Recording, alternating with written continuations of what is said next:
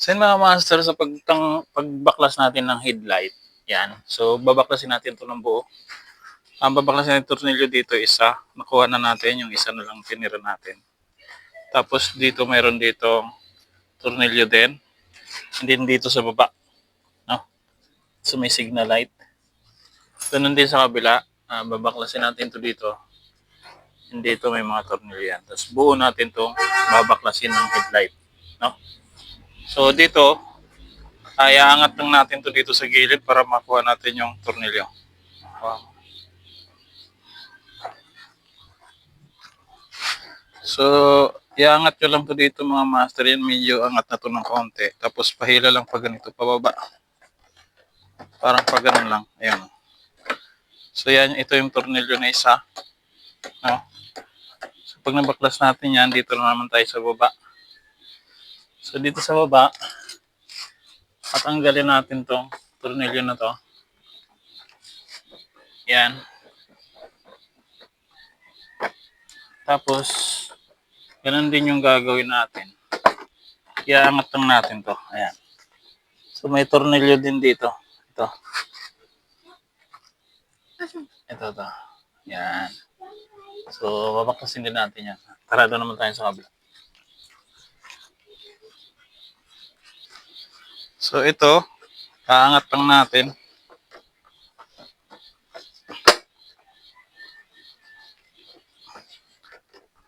Magandang pang ano dito, yung pangsungkit talaga dito eh. Wala kasi ako noon, kaya ito ginagamit natin. Pero dahan-dahan lang tayo. Medyo patulak, no? Patulak pa gano'n. Medyo patulak.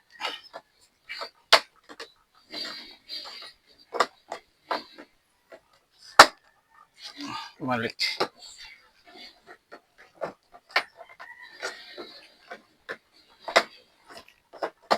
Yan.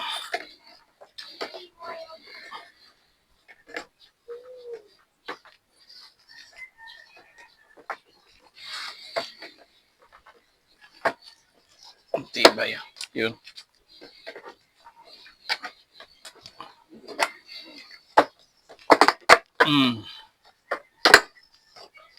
Yan. Kung mapapansin nyo, baklas na yan. So ito yung tornilyo na isa, no? Babaklasin natin yan. So ganun din dito sa baba.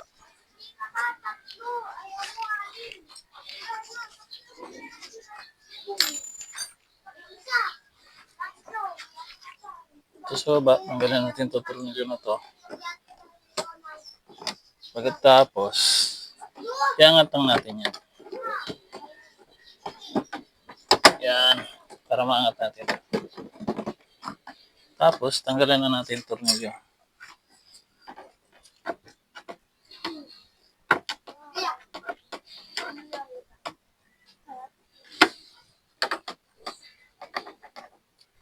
Ayaw po.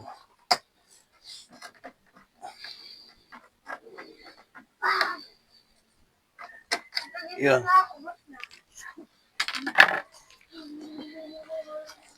Tanggalan na natin to sa taas.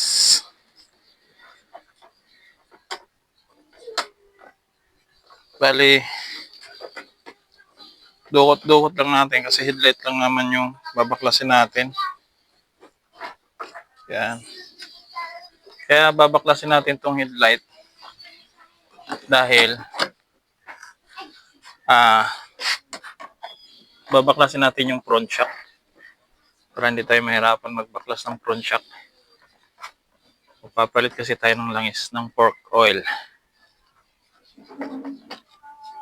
So ito na rin sa baba.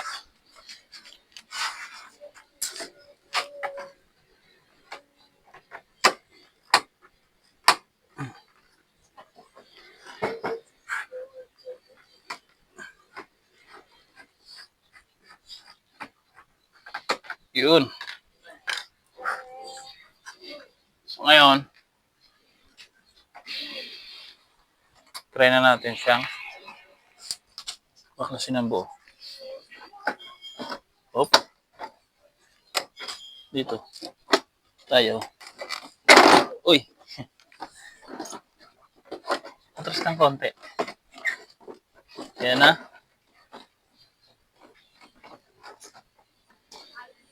Baliktad.